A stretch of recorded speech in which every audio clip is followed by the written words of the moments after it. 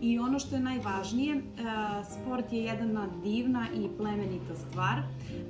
Cilj sporta jeste da se deca izvedu pre svega na pravi put.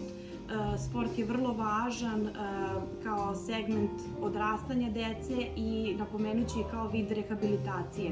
U dnevnom centru koji će biti napravljen za decu sa traumom pri Centru za nestalu i zlostavljenu decu, plan je da se upravo uvedu sportske aktivnosti kao vid rehabilitacije, gde će deca koja su doživela traumu, sa kojima se ozbiljno radi i gde sa ciljem da im se pomogne u daljem nastavku života sa takvom traumom koju su živeli, jeste i taj sport koji je veoma važna stavka za odrastanje, rehabilitaciju i oporavak, kako fizički, tako i psihički, što je mnogo važnije zapravo čak i od tog možda fizičkog dela, to naše psihičko i mentalno zdravlje.